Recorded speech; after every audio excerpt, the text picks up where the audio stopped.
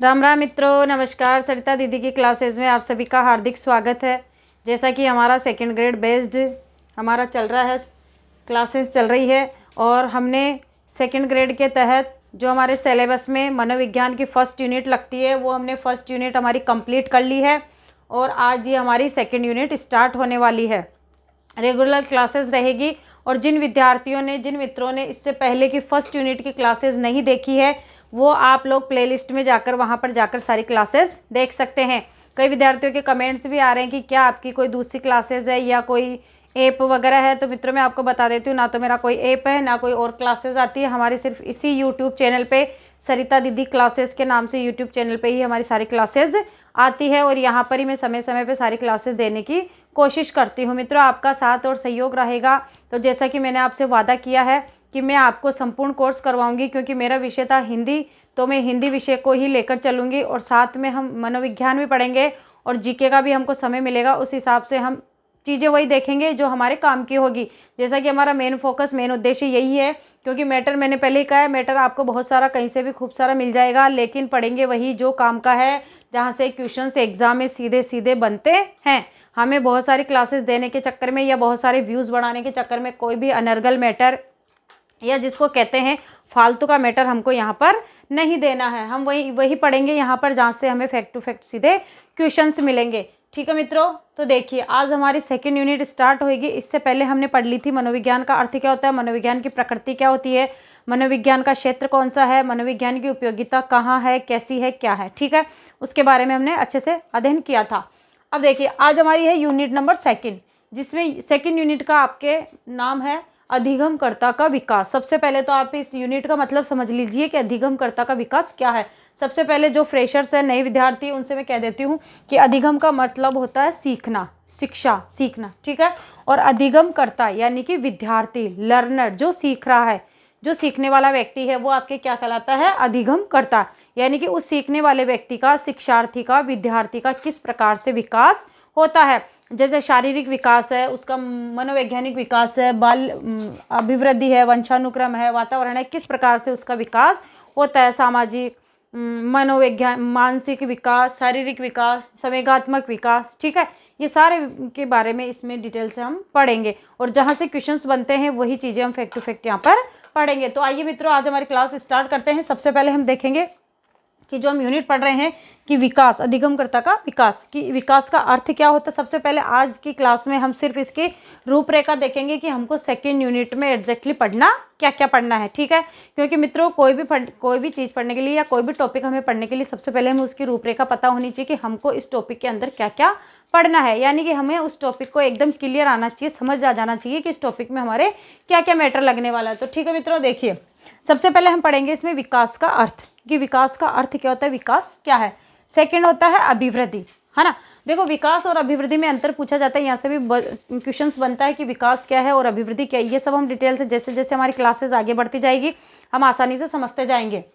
अभिवृद्धि जो है, शारीरिक विकास को अभिवृद्धि कहते हैं, कि शरीर में जो वृद्धि होती है वो आपकी अभिवृद्धि में गिनी जाती है। और विकास यानी कि जो आपका अंदरूनी विकास होता है ना, वो आपके कहलाता है विकास। ठीक है, वंशानुक्रम व वातावरण की भूमिका, कि हमारे विकास में वंशानुक्रम और वातावरण की क्या क्या भूमिका रहती है। ठीक है, इसके अंदर और हम आगे क्या क्या पढ़ेंगे कि शैशवावस्था, बाल्यावस्था, किशोरावस्था, इन सभी का विकास किस प्रकार से होता है, किन किन मनोवैज्ञानिकों ने कौन कौन सी परिभाषाएं दी है।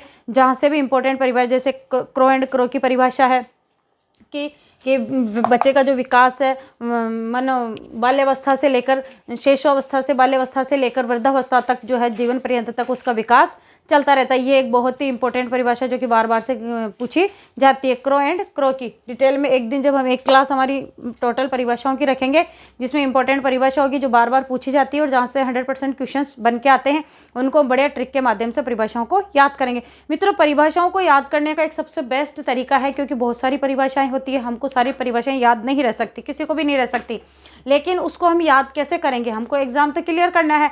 तो उसको हम बिल्कुल एक उसका कीवर्ड होता है, वो कीवर्ड पकड़ के हम उसको टेक्निक से, हमारी ट्रिक से उस क्वेश्चन को हम सॉल्व कर सकते हैं। परिभाषा याद करने का सबसे बेस्ट तरीका यही होता है। ठीक है मित्रों, आगे देखिए इसके अलावा हम देखेंगे कि बालक का शारीरिक, मानसिक, सामाजिक, संवेगात्मक, नैतिक और भाषात्मक विकास किस प्रकार से होता है।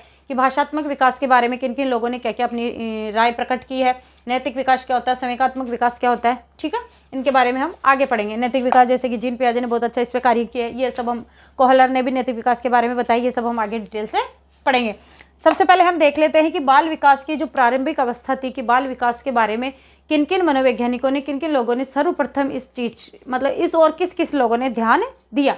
देखिए, सबसे पहले आपके होते हैं कॉमेनियस, 17वीं सदी में इन्होंने स्कूल ऑफ इन्फेंसी यानी कि बाल विद्यालय की स्थापना की थी। जैसे कि आज हमारे वर्तमान में भी चलती है, आंगनबाड़ी चलती है, बालवाड़ी चलती है, ये सब यहीं की कल्पना थी, यहीं पे आधारित थी आपके बालवाड़ी आंगनबाड़ी, जो वर्तमान में भी हमको देखने को मिलती है। ठीक है मित्रों, इसके बाद इन्होंने ये बात कही थी कि सीखने की क्षमता पर उम्र व अनुभव का प्रभाव पड़ता है, कि अगर हम छोटे बच्चे को कोई बड़े बच्चों वाली बात सिखाना चाहेंगे तो वो पॉसिबल नहीं होगी, क्योंकि बच्चे पर उसकी उम्र का और उसके अनुभव का बहुत ज़्यादा इफेक्ट पड़ता है।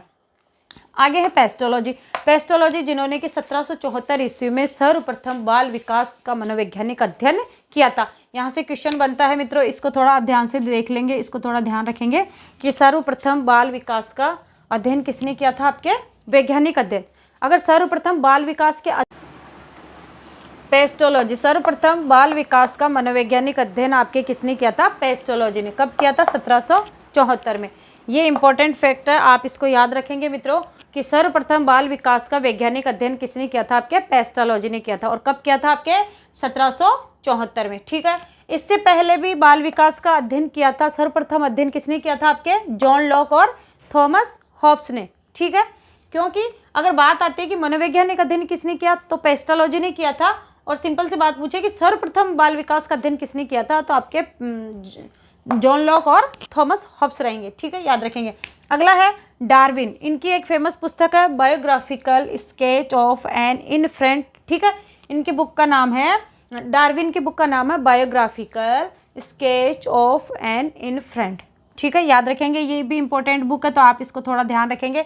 इसको याद करने की ट्रिक है, सीधी सी ट्रिक है कि डार्विन, आप इसको डार्लिंग मान लीजिए कि हमें अपनी डार्लिंग का एक बायोग्राफिकल स्केच बनाना है। ठीक है, इजी अपने तरीके से, हमको ट्रिक के माध्यम से याद हो जाएगा तो अच्छी बात है, नहीं होता है तो आप डायरेक्टली भी याद रख सकते हैं। और एक छोटी सी ट्रिक है, क्योंकि ट्रिक से अच्छे से याद हो जाता है। जब एग्जाम में सारी परिभाषाएं और सारा हम देखते हैं तो थोड़ा हमारा दिमाग घूम जाता है, लेकिन अगर हम ट्रिक से याद कर लेते हैं तो थोड़ा हमारा क्वेश्चन बिल्कुल सही होने के ज़्यादा चांसेस रहते हैं।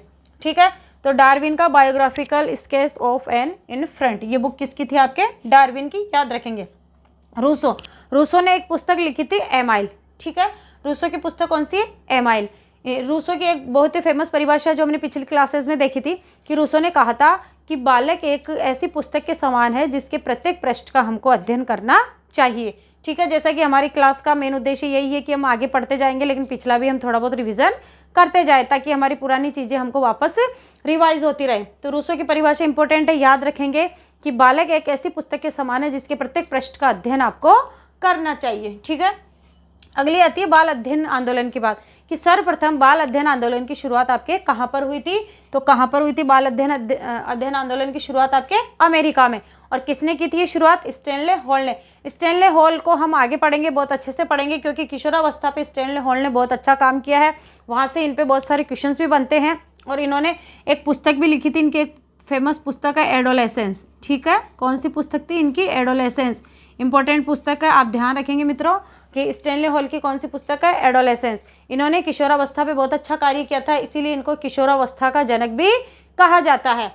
ठीक है, आगे देखिए कि भारत में बाल अध्ययन की शुरुआत कब मानी जाती है, तो भारत की अगर हम बात करें तो भारत में बाल अध्ययन की शुरुआत मानी जाती है आपके 1930 में ताराबाई मॉडेक के द्वारा। यहाँ से अभी तक कोई क्वेश्चन बना नहीं है, हालांकि हो सकता है भविष्य में बन जाए, तो आप इसको थोड़ा ध्यान रखेंगे कि भारत में सर्वप्रथम बाल अध्ययन की शुरुआत कब हुई थी, 1930 में ताराबाई मॉडेक के द्वारा। ठीक है, आगे एक और इम्पोर्टेंट फैक्ट उसको भी आप याद रखेंगे कि गीजूबाई बादेगा जो कि गुजरात के थे, ये मोंटेसरी से प्रभावित थे, जिन्होंने मोंटेसरी विधि भी दी। और मोंटेसरी से प्रभावित होकर 1920 में इन्होंने बाल मंदिर संस्था की स्थापना की थी। कहाँ पर की थी इन्होंने, गुजरात में, याद रखेंगे। ठीक है, अगला है प्लेटो। प्लेटो की भी एक फेमस पुस्तक है जिसका नाम है रिपब्लिक। ठीक है, याद रहेगा, रिपब्लिक प्लेटो, है ना, पब्लिक की प्लेट, इस प्रकार से भी आप याद रख सकते हैं ट्रिक के माध्यम से, पब्लिक की प्लेट यानी कि रिपब्लिक किसकी पुस्तक है, प्लेटो की। अगली एक बहुत ही इंपॉर्टेंट परिभाषा है फ्रोबेल की। ये वेरी वेरी इंपॉर्टेंट परिभाषा है मित्रों, इसको आप बहुत अच्छे से अभी याद कर लीजिए क्योंकि बार बार ये क्वेश्चन से पूछा गया है। फ्रोबेल ने क्या परिभाषा दी कि बालक स्वयं विकासोन्मुख होने वाला पौधा है। बालक को क्या बताया, बालक को एक स्वयं विकासोन्मुख होने वाला पौधा बताया कि बालक स्वयं वातावरण के साथ रहकर वातावरण में स्वयं अपना स्वयं का विकास स्वयं करता है। ये बात किसने कही थी, आपके फ्रोबेल ने कही थी। ठीक है, तो आप इसको अच्छे से याद रखेंगे। तो मित्रों आज हमारी ये सेकंड यूनिट थी अधिगमकर्ता का विकास। तो आज हमने उसकी एक रूपरेखा देखी है कि हमें इस यूनिट में आखिर पढ़ना क्या क्या है। तो हमने जो ये 2 लाइन में हमने यहाँ पे देखा है ऊपर कि हमें क्या क्या पढ़ना है अधिगमकर्ता के विकास में। विकास का अर्थ पढ़ना है, अभिवृद्धि पढ़नी है और उसका कौन कौन सा विकास है, शैशवावस्था है, बाल्यावस्था है, किशोरावस्था है, जहाँ से बहुत ज़्यादा क्वेश्चंस बनते हैं। यहाँ से 100% 1 या 2 क्वेश्चन तो आपके एग्जाम्स में आते ही आते हैं। और साथ ही साथ शारीरिक, मानसिक, सामाजिक, संवेगात्मक और नैतिक विकास, इन सब के बारे में हम अच्छे से पढ़ेंगे। हमारी क्लासेस रेगुलर चलेगी मित्रों, तो प्लीज़ आप सभी क्लासेस देखते रहें। और इससे पहले की जो हमारी फर्स्ट यूनिट कंप्लीट हो चुकी, सेकंड ग्रेड का जो हमारा सिलेबस हम उसी को लेकर चल रहे हैं। और ये क्लासेस स्पेशली सेकंड ग्रेड के लिए तो है ही, साथ ही साथ REET, TGT, PGT, first grade जहाँ पे भी साइकोलॉजी लगती है वहाँ पे हमारी क्लासें बिल्कुल अच्छे से आपके लिए काम में आएगी। तो मित्रों क्लास रेगुलर देखते रहें, अपनी पढ़ाई करते रहें, वैकेंसी का इंतज़ार नहीं करें। वैकेंसी कभी भी आए, निश्चित है कि आनी ज़रूर है, तो हमें बाकी भीड़ से 2 कदम आगे रहना है और वैकेंसी का इंतज़ार नहीं करना है मित्रों। और अपनी पढ़ाई को आज से ही निरंतर चालू कर दें और पढ़ते रहें और मज़े से अपनी पढ़ाई करते रहें और फालतू की बातों पर ध्यान नहीं दे, इधर उधर भटकना बंद कर दे। और अपना एक लक्ष्य है, उसको लक्ष्य को हासिल करने की एक अपनी जो ताकत है उसको पूरी झोंक दीजिए कि चाहे कुछ भी हो जाए हमें अपना लक्ष्य हासिल कर कर ही रहना है। जैसे कि आपकी सरिता दीदी का सपना था कि सेकंड ग्रेड बनना है, तो सरिता दीदी जब तक चैन से नहीं बैठी जब तक उनका सपना पूरा नहीं हुआ। अब सरिता दीदी का एक ही सपना है कि जो उन्होंने अनुभव लिया है, जो उनको थोड़ा बहुत कुछ मिला है, वो आप जैसे विद्यार्थियों को समर्पित कर दे। जितना मुझसे हो सकेगा मैं आपकी मदद करूँगी और जितना भी मुझसे बन पड़ेगा मैं अच्छे से अच्छा मैटर यहाँ पे देने की प्रयास करूँगी, जो कि हमको सीधा डायरेक्ट क्वेश्चन एग्जाम में देखने को मिलेगा। जैसा कि हमारा स्लोगन है, पढ़ेंगे वही जो काम का है। तो आज हमारी ये क्लास यहीं पे समाप्त होगी, आगे की क्लास हम कल से देखेंगे। तो मित्रों पढ़ते रहें और please like, share and subscribe करें, सरिता दीदी का हौसला बढ़ाते रहें। प्लीज़ लाइक भी कीजिएगा, अंगूठा अपना थोड़ा काम में लीजिए, लाइक का बटन दबाइए। और कमेंट में अगर आप मेरे लिए कुछ सुझाव देना चाहें तो प्लीज़ आपका स्वागत है, कमेंट भी कीजिएगा। धन्यवाद मित्रों।